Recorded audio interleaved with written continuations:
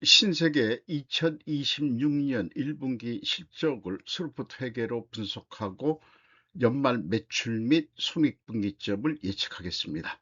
매출은 13% 증가했고 영업이익은 35%가 증가했습니다. 상품 회전율은 2.9회전으로 좀 매우 낮은 상태고요. PBR은 1.77로 상승했습니다. 신세계에 대한 사업 개요입니다. 본사는 중구 소공로 63 홈페이지 방문을 했습니다. 1955년 12월 9일 동화백화점으로 설립되었습니다. 1985년 8월 19일 유가증권 시장에 상장돼서 매매가 개시됐다. 백화점업, 도소매업, 면세업 사업 부분의 온라인 및 오프라인 유통 채널을 통해 식품, 의류, 화장품, 가구, 가전제품 등의 상품을 판매하고 있다고 소개를 하고 있습니다. 총 국내에서 13개의 백화점을 운영하고 있고 위탁 경영도 하고 있다고 소개를 하고 있습니다. 이것은 한국은행 앞에 있는 신세계, 여기가 본점인 것 같습니다. 홈페이지에는 주로 이 외국 여성 모델들에 대한 의류 이런 것들을 좀 많이 홍보를 하고 있네요. 주가는 74만 원으로 1년 전보다 무려 291.3%가 상승했습니다. PBR은 1.77로 131%가 상승했습니다. 5% 이상 주주는 정유경 씨가 29.15%, 국민연금이 13.42%, 외국인이 25.1%를 소유하고 있는데 JP모건, 모건스탠리, 다이와 일본 증권회사가 오래간만에 눈에 띄입니다. 스루프트 회계로 분석한 결과입니다. 매출은 5,569억 원으로 전년 동기보다 13% 상승했습니다. 매출에 비례하는 매출 재료비 거의 상품이라고 보시면 되겠죠. 2.8% 감소했습니다. 이 갭이 마이너스 15.7%이기 때문에 상품 매입 가격이 하락했다라고 1차 추론을 해볼 수 있고요.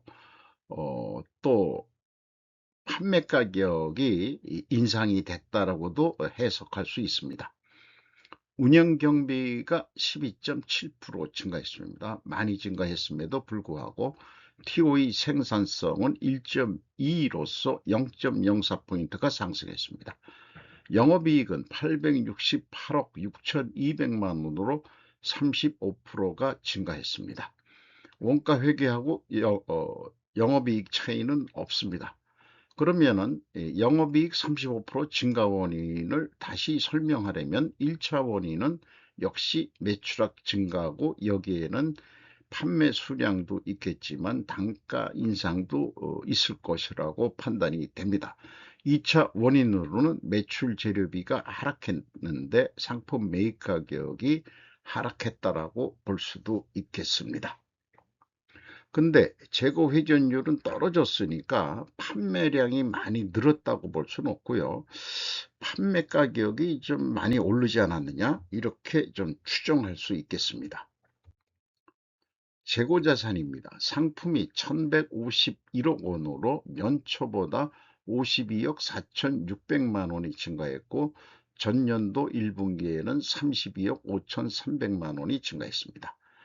재고자산 입출 교차 검증을 해봤습니다. 기초재고 정보가 제공되어 있고 기말재고가 제공되어 있으니까 출고는 상품 매출 원가죠. 그러면은 출고 금액에서 기말재고를 더하고 기초재고를 빼면은 입고액이 되겠습니다. 그래서 이 기본 순서로 기초재고 더하기 매입금액 빼기 판매금액 재고 검증이 될 수 있겠습니다. 이것으로 재고자산이 나름 투명하다, 이렇게 일단 볼 수 있습니다.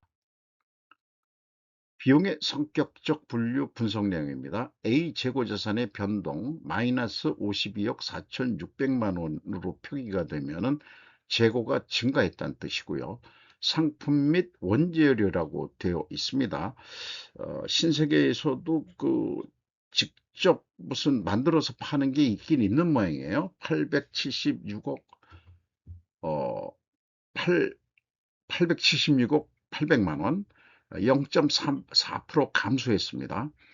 AB를 더한 MC 매출원가 재료비 823억 6,200만 원으로 2.8% 감소했습니다. 운영경비는 12.7%가 증가했습니다. 운영경비 3,876억 원이 그대로 판매관리비가 되겠습니다. 가공비율은 없는 것으로 산출이 됩니다. 인건비가 648억 원으로 전년 동기보다 7.1% 증가했습니다. 직원 수는 2,634명으로 전년도 요거는 연간 공시된 내용입니다. 38명 줄었습니다. 평균 임금은 9,840만 원으로 8.7% 인상됐습니다. 노동 생산성은 1.3 떨어졌고요. 그 다음에 노동 분배율은 그거보다는 적게 떨어졌습니다. 상대적으로 임금을 더 올려줬다고 볼 수 있겠죠. 지급 수수료가 1,425억 원 12% 증가됐습니다. 임차료도 22.5%가 증가했습니다. 백화점 3사 중 가장 높은 임금 수준입니다. 양사가 롯데쇼핑이나 현대백화점 연봉 7천만 원이 아니는 데는데 제가 지금 기억하기로는 그것보다는 연봉 한 3천 이상을 더 주는 기업이다. 음, 그러니까 인류 소리를 듣는 것 같습니다. 어, 또 그런 직원들의 입소문이나 뭐 이런 등등 또 그런 영업 활동을 통해서 좀 수준 높은 백화점 영업을 하고 있는 거 아닌가, 이렇게도 좀 생각이 들어갑니다. 경영평가지표로 재고 회전율은 떨어졌고 수루픈율은 상승했습니다. 역방향이면 일단 제조업에서 만들어진 분식회계 개연성 가정이론도 유통업에도 일단 적용을 합니다. 나머지는 좀 참고해 주시고요. 영업 구매 평가 지표로 매출 채권 수금 속도는 1.3회전 3개월에 수금을 뭐 한 2달 상반기 지나서 수금을 한다, 이런 뜻이 되겠네요. 그런데 매입 채무지 지급 속도가 엄청 지급 속도가 늦습니다. 요건 기타 채무까지 좀 들어갑니다만 미지급 비용이라든지 이런 거, 뭐 판매 수수료, 뭐 이런 지급 수수료 등이 좀 늦게 나가는 거 아니냐. 이거는 상도에 좀 어긋난다고 생각을 합니다. 그러니까 현금성 자산이 이렇게 72.1%나 높게 가지고 있으면서 이러시면은 좀 곤란한 거 아닌가, 그런 생각을 하게 되네요. 두펑 ROI 자본 회수율은 2.4%로 0.6% 상승했습니다. 어, 앞서 얘기한 대로 상품 회전율 하락했고 수루픈율은 상승해서 역방향 분식회계 개연성 가정을 세우는데 이것을 반증하려면은 1차 추론에서 추론한 것과는 다르게 상품 매입 가격이 상승해야 되고 판매 가격은 인상이 돼야 됩니다. 이렇게 순리적으로 보면은 상품 매입 가격이 하락됐어야 되는데 이것을 입증하기 위해서는 필연적으로 존재할 다른 증거를 찾는다면은 수량에 의한 재고 회전율도 하락했어야 될 것입니다. 그런데 뭐 유통업, 백화점이 그 ABC 상품 뭐 이런 거가 좀 공시가 됐으면 좋겠는데 다 같이 백화점은 비공시를 하고 있죠. 하는 이유 중에선 너무 가짓수가 많아 가지고 그것을 어떻게 대표성을 얘기가 어렵다. 뭐 이렇게 얘기해서 다 공시들을 안 하고 있습니다. 제가 그 반증을 해드리고 싶어도 해드릴 수가 없네요. 제가 좀 친절한 금자씨가 되고 싶은데 그 친절하지 못한 금자씨를 만들어 버리네요. 현금 재무지표 중에서 그 이자 부채 레버리지율이 40.3%로 내려갔습니다. 채권자가 1976억 원 회수해 갔습니다. 이자 포함해서. 그리고 주주 자유현금 흐름은 455억 9,200만 원인데 이익 배당률 0.6%에 해당하겠습니다. 회사 전체적인 자유현금 흐름은 2,432억 원입니다. 납입자본 성장률 0.7로서 변동이 없고요. 이익잉여금률은 3.8% 수준으로 약간 올랐습니다. 어, 재무상태표에서 자산 계정입니다. 재구성해서 분석에 필요한 것만 이렇게 정리를 했습니다. 종속기업이 무려 4조 원대나 크게 높게 가지고 있네요. 아마 그 조선호텔인가? 그게 아마 신세계 거로 제가 지금 기억을 하고 있습니다. 유용자산이 2조 4천억 원. 이게 줄어들고 있는 거는 감가상각비 이런 등등으로 인해서 비용 처리가 되죠. 이런 그 주식회사의 장점이나 이런 것은 감가상각비가 비용으로 인정된다는 것이죠. 투자부동산도 가지고 있네요. 무려 2,600억 원. 개인들 다세대 주택자들한테만 과세를 할 게 아니고 이 백화점업이 부동산업은 아닌데 다른 제조업도 그렇고 이게 업무용 토지라든지 이런 거라면은 모르겠는데 어, 이 정부가 돈을 뜯어내려면은 이 기업들의 투자 부동산에도 그 보유세율을 좀 거둬야 되지 않겠냐. 좌파 정권이라면 그런 아이디어를 낼 것 같네요. 부채 중에서 눈에 띄는 게 상품권입니다. 7,978억 원의 상품권이 발행됐습니다. 280억이 전년도보다 더 증가했습니다. 일반적으로 신세계 상품권을 받으면 아주 기분이 좋죠. 10만 원짜리 받더라도 그렇습니다. 다른 데는 다른 데 이 분석을 백화점 해봤지만은 상품권이 별도로 독립 계정으로 만든 지는 않고 있어요. 그래서 어디에 그게 들어가 있는지도 불분명한데 상품권을 현대백화점도 발행한다면 롯데거도 발행한다면 어디 금액을 좀 알고 싶은데 좀 그 추적하기가 좀 여의치가 않더라고요. 그렇습니다. 1분기 실적을 토대로 연말 매출을 예측해 보도록 하겠습니다.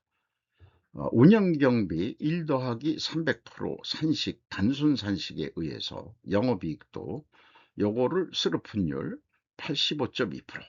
이 스루픈율이 85%란 얘기는 100원짜리 팔면은 85원 20전이 남는다 이런 얘기가 되죠. 엄청 그 마진이 좋은 거죠. 백화점이라는 게. 2조 2,275억 원을 할 것으로 예상됩니다. 매출 재료비, 상품 재료비로도 동일한 방법으로 매출 재료 비율로 나누면은 동일하게 매출액이 산출이 되겠죠. 그래서 약간의 좀 예측의 그 질을 우리가 높여보기로 합니다.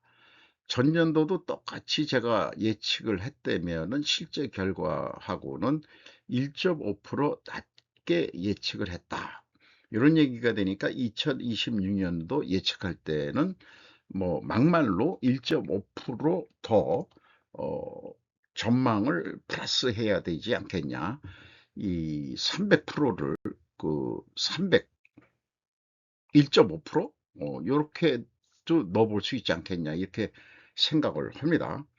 다만 여기서 우리가 인제 손익분기점으로 들어가 보죠.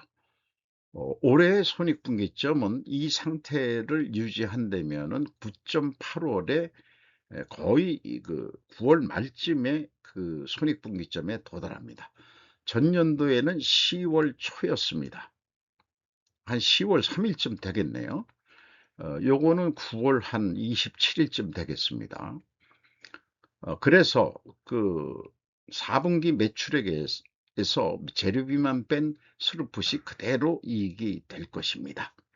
어 3 개월 동안 판매된 거에 그 스루풋이 바로 매출이익이 되니까 3 개월 동안 4분기에 열심히 팔아야 되겠죠. 그전까지는 할인 행사 같은 거 안 하시는 게 좋을 것 같고요. 그래서 좀 플러스를 더 시켜 볼 거냐. 매출액도 증가했기 때문에 그대로 이 추세가 간다고 그냥 또 예측을 해 보기로 합니다.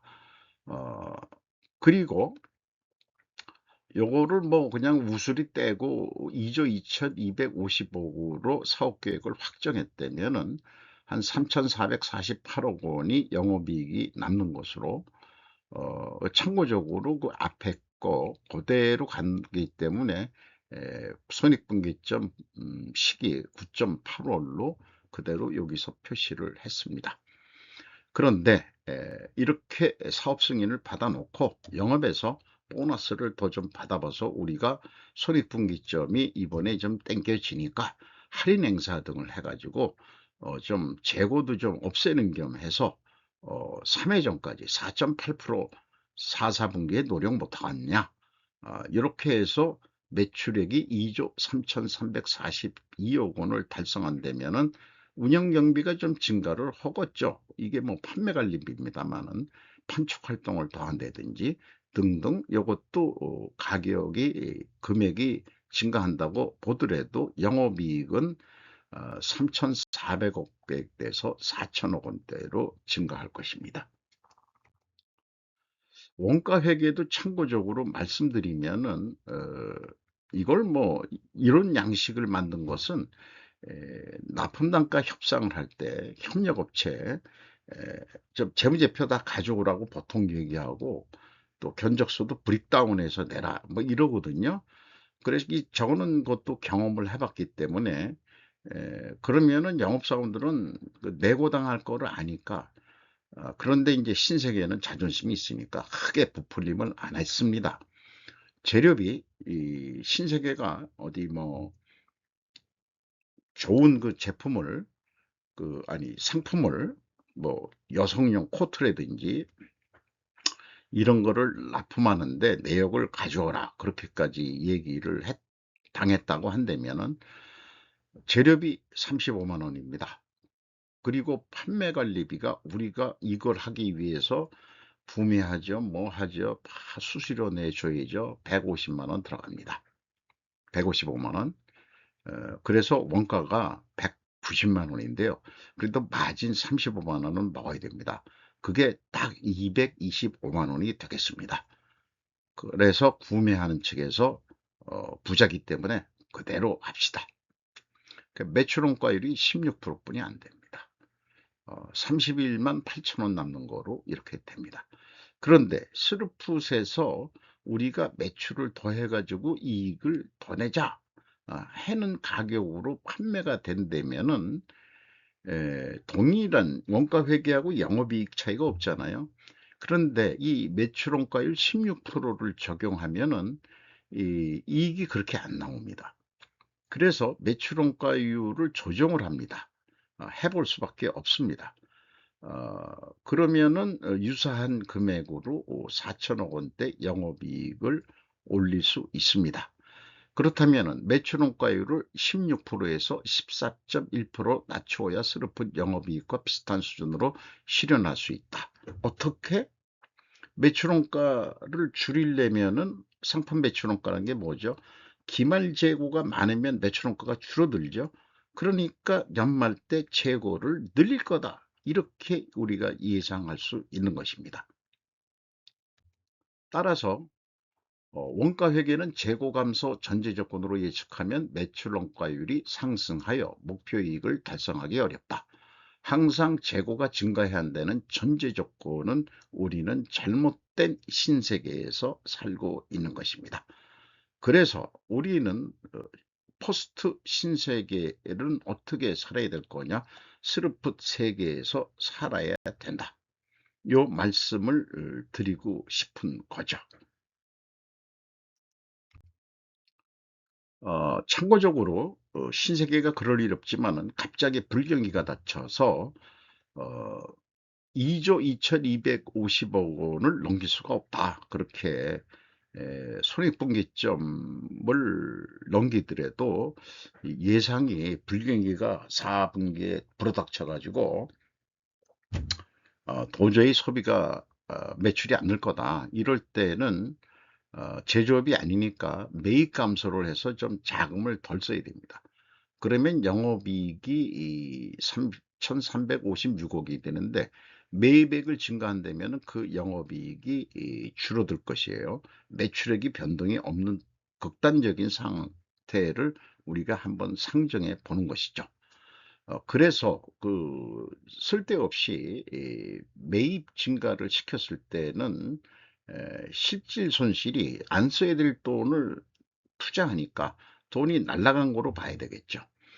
그러면은 한 117억 원 이 더 손해가 난다. 이렇게 보시면 되겠습니다. 상품 유통업에서 얘기할 수 있는 것은 재고 회전율이 약 3회 정도 안 되거든요. 연간 예측이 그런데 유통업은 오늘도 내일도 주장하는 것은 재고 회전율을 무조건 상승시켜라. 그러면은 복합적인 효과로 이익을 더 낼 수 있을 것이다.